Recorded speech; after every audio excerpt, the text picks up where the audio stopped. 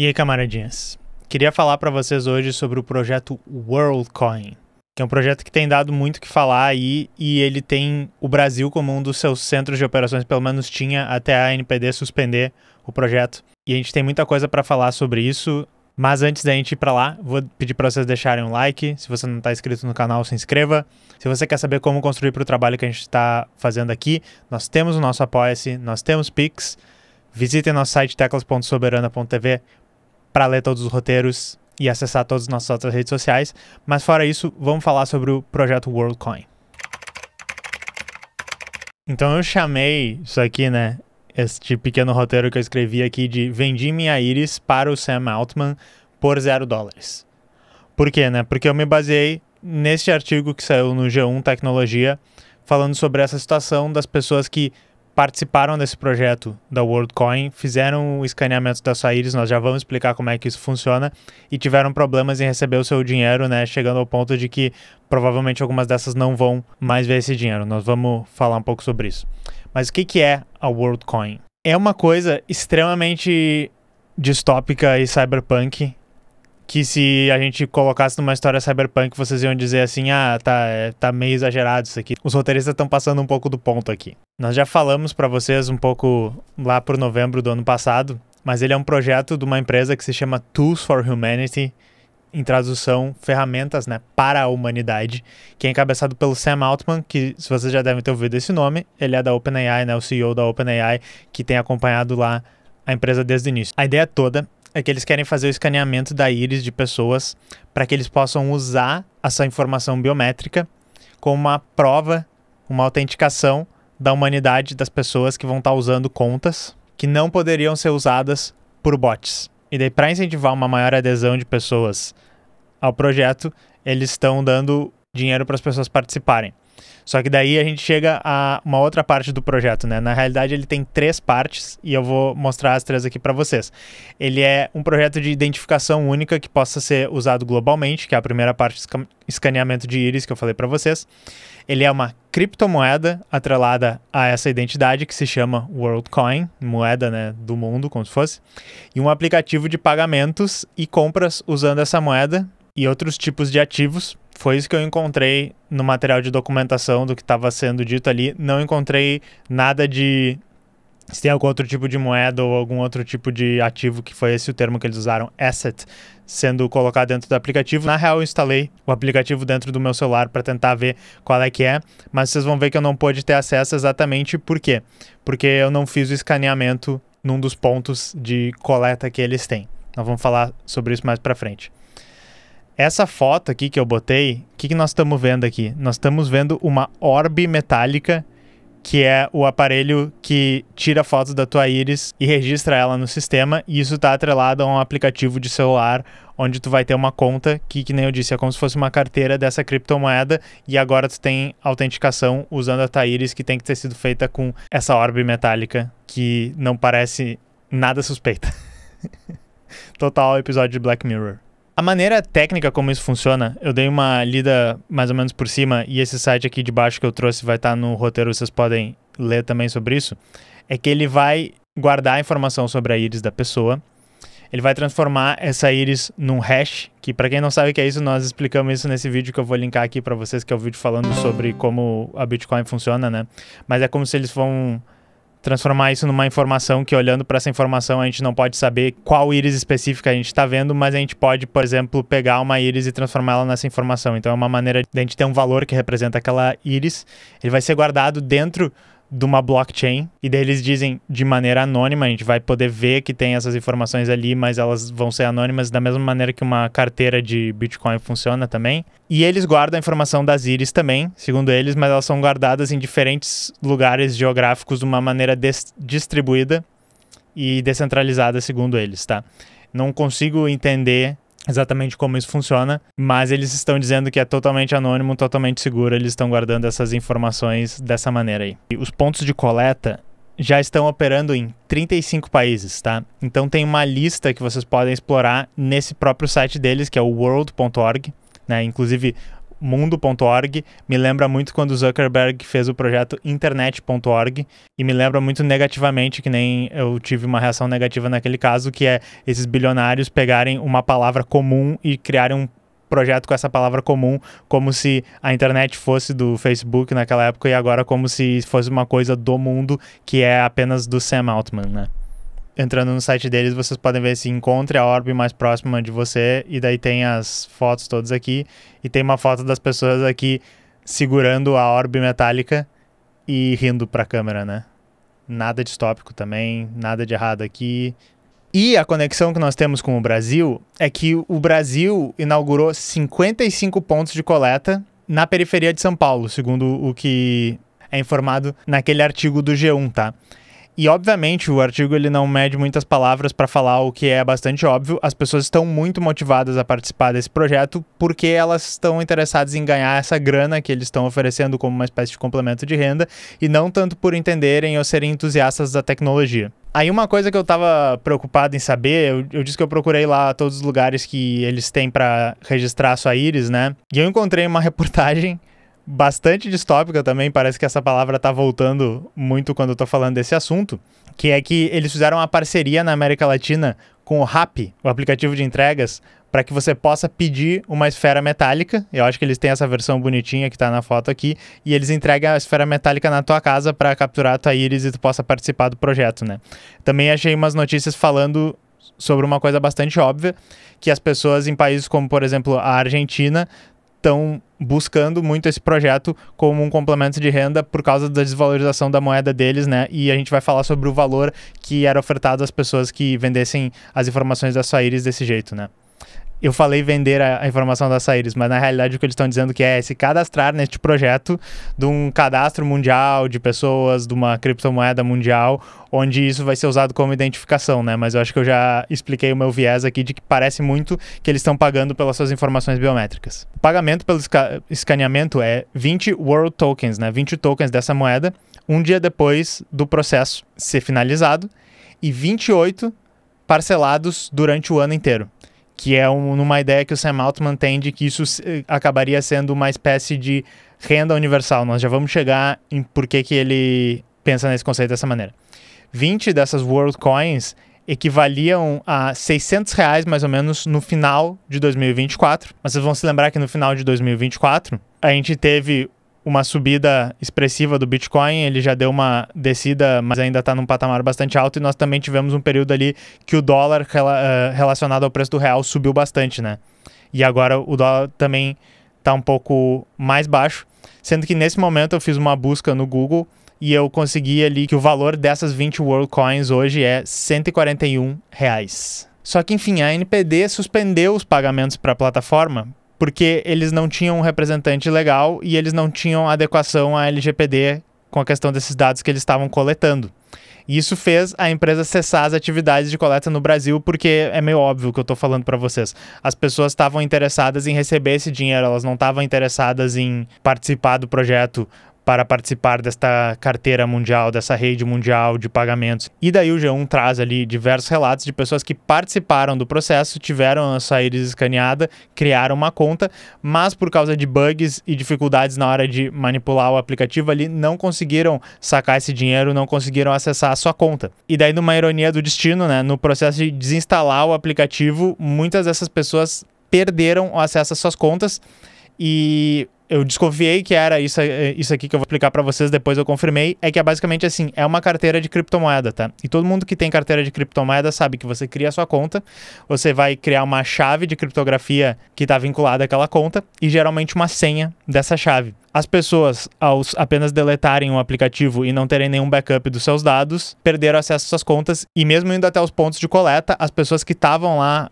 ajudando a fazer a coleta eram pessoas que só estavam preparadas basicamente para fazer aquele processo, não eram especialistas em ajudar as pessoas com nenhuma das coisas que teriam a ver com o aplicativo em si.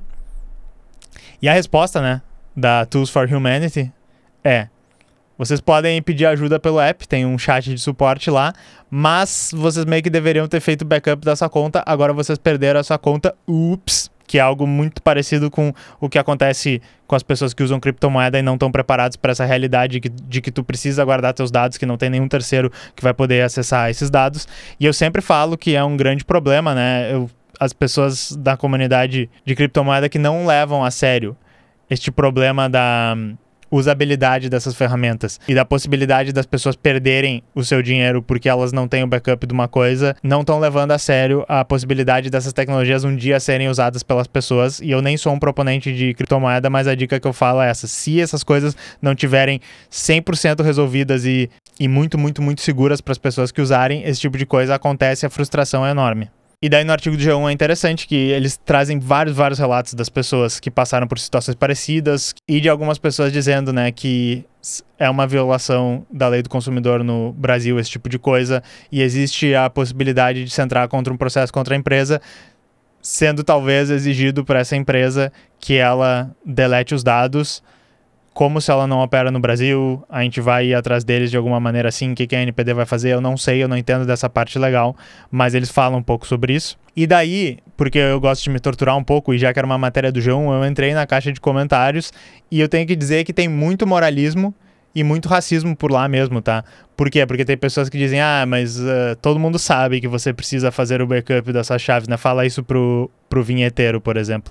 Ou muita gente, o brasileiro é muito burro mesmo, o brasileiro está se vendendo por muito pouco. Gente colocando, né, uma questão moral, até uma questão que eu digo racismo porque conversa muito com essa questão do que as pessoas pobres e periféricas estavam acreditando naquilo ali como uma fonte de renda extra, e daí diminuindo essas pessoas, né, dizendo que elas deveriam saber melhor do que os grandes comentaristas iluminados do G1, que são muito espertos e não estão caindo em golpe do tigrinho o dia inteiro, eu imagino, né. Mas aí, pegando o mote disso, dessa visão moralista, né, e antipobre que algumas pessoas têm com essa situação, por que tanta gente se interessou pelo escaneamento de íris que eles estavam oferecendo? Essa é a pergunta fácil, né, pessoal?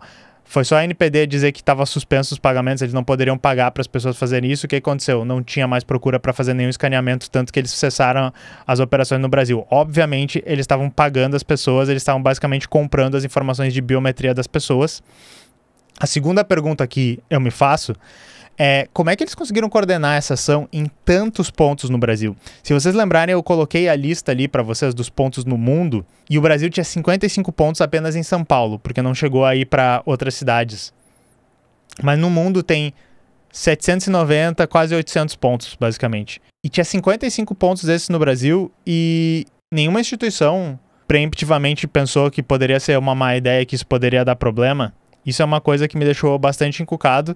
Eu não vi ninguém ainda fazer um trabalho jornalístico que fosse um pouco mais profundamente. A matéria do G1 é boa, eles foram até os pontos, filmaram os pontos, entrevistaram várias pessoas, mas eu acho que ainda tá faltando a gente entender um pouco melhor isso, eu acho extremamente suspeito. E daí uma das coisas que eu queria perguntar e comentar com vocês é: o que o Sam Altman ganha com isso? E tem alguns vieses pra gente tentar entender a ideia do que ele tá fazendo com isso. O primeiro viés é o papinho que ele sempre manda dentro da OpenAI, e é o nome dessa empresa. E se vocês olharem no aplicativo, eu instalei aqui e dei uma olhada, todo o aplicativo ele remete ao quê? Isso aqui são ferramentas para a humanidade, isso aqui é uma coisa que vai beneficiar a humanidade inteira. Nós estamos tentando criar um sistema de autenticação que é quase parece que assim, é um presente nosso para a humanidade. Nós, os deuses do Vale do Silício, estamos presenteando vocês com essa tecnologia aqui. Isso é meio balela, ok? Mas tem o segundo aspecto que me parece, que é o Sam Altman já preemptivamente respondendo às críticas de que assim, a sua empresa vai liberar na internet uma nova época de bots que usam modelos de linguagem, uma nova época de deepfakes, né? Todo esse tipo de coisa, não só a empresa dele, mas enfim, um dos grandes expoentes da IA. E daí já tentando basicamente criar o problema e vender a solução, dizendo que assim, olha, sim, porém se todo mundo usar o nosso aplicativo de autenticação de pagamentos e usar a autenticação, enfim, por este aplicativo /carteira /transações aqui que a gente vai colocar, a gente vai poder usar a nossa íris, que é uma coisa que cada humano tem uma específica, e daí a gente vai poder lidar apenas com os humanos, né? Tem isso.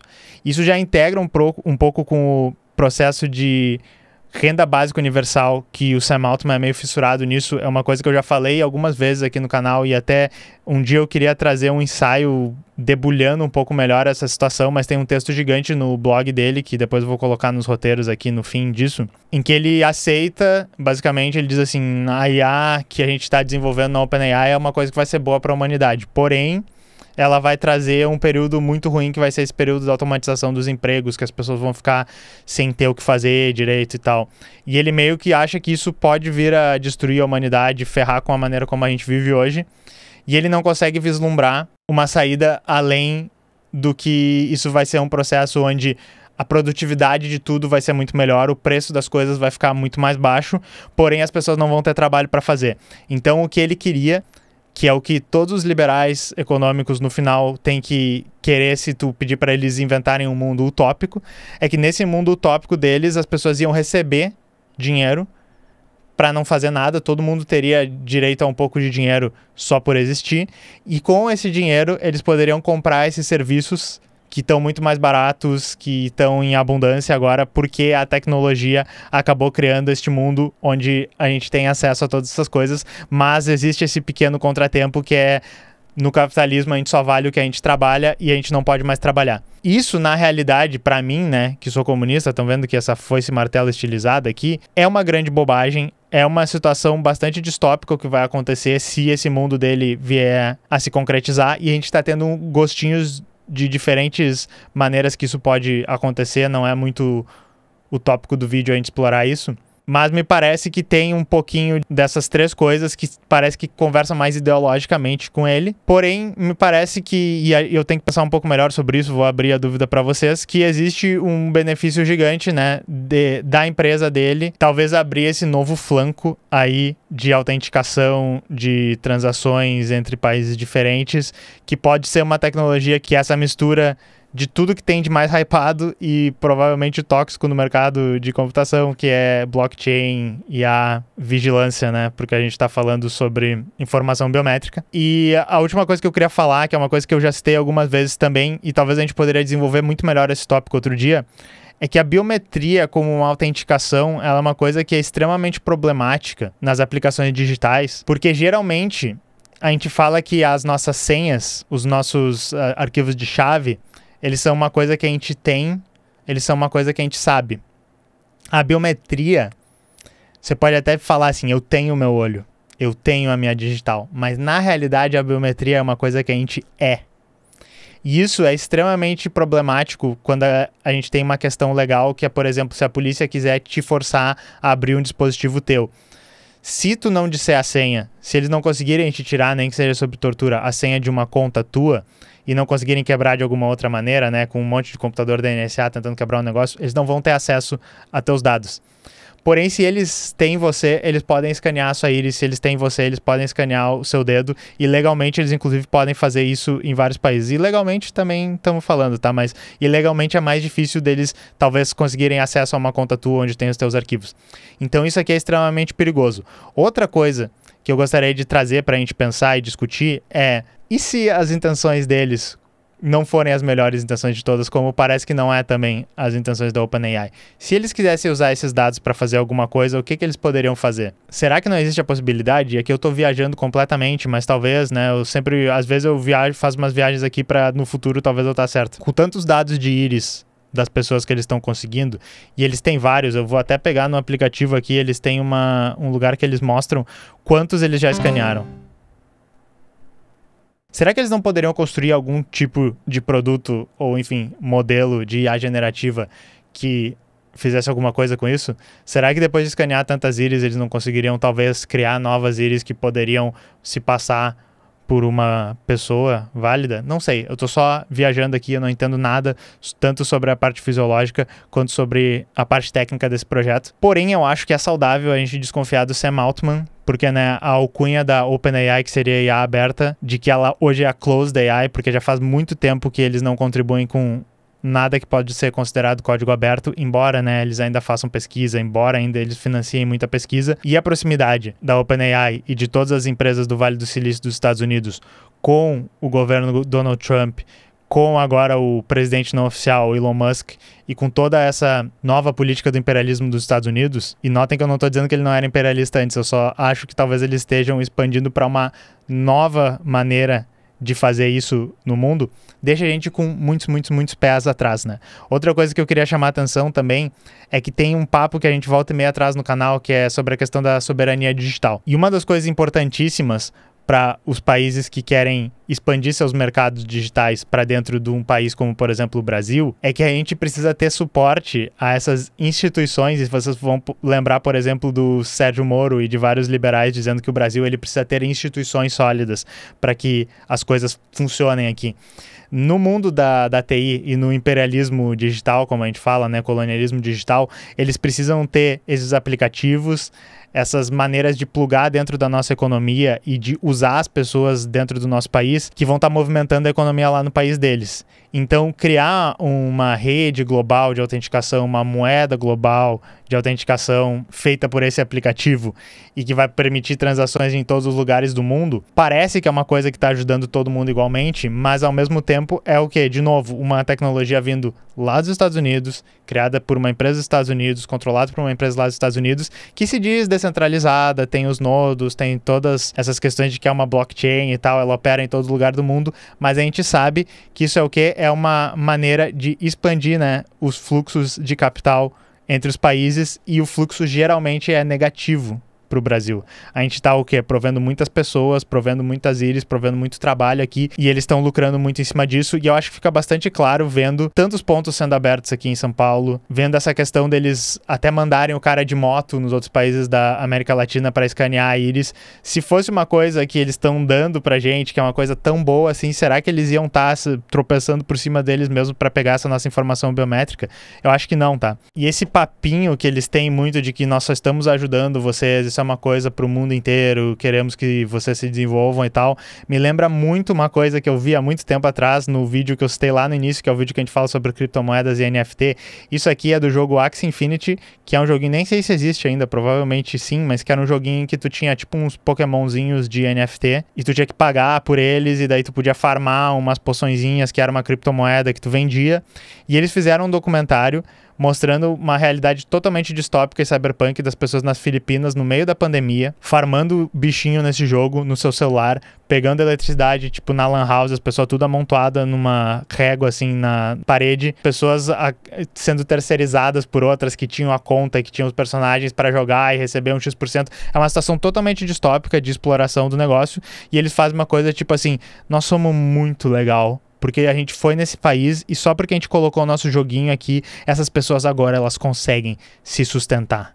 Basicamente, né, porque o joguinho deles que paga uma miséria, com o dinheiro desvalorizado nesse país, as pessoas conseguiam tirar um pouco mais do que um salário mínimo, por exemplo. Então isso aqui é bastante nojento, e isso aqui me dá uma vibe muito grande do que o WorldCoin tá fazendo, que é tipo assim, nossa, a gente tá fazendo um bem para a humanidade na realidade, e as pessoas da Argentina ficam muito felizes de escanear sua íris e conseguirem ganhar mais do que elas ganhariam por um dia de trabalho neste país, assim. Então, enfim, é só isso que eu fiquei pensando. Eu joguei vários assuntos para vocês pensarem sobre isso. Eu ainda não sei o que vai acontecer mais sobre isso. Tá faltando talvez um trabalho jornalístico do pessoal que manja mais disso e que tem acesso a essas coisas aqui no Brasil para fazer. Eu tenho uma limitação aqui no canal do que eu consigo fazer, né, agregando as fontes, mas era isso que eu pensava sobre isso. Se vocês curtiram esse vídeo, deixem um like, se inscrevam, deixem um comentário e se inscrevam no nosso Apoia-se se vocês quiserem ver mais conteúdo assim e quiserem ver a gente profissionalizando mais o trabalho que a gente consegue fazer aqui no canal, tá? Obrigado, pessoal, nos vemos na próxima.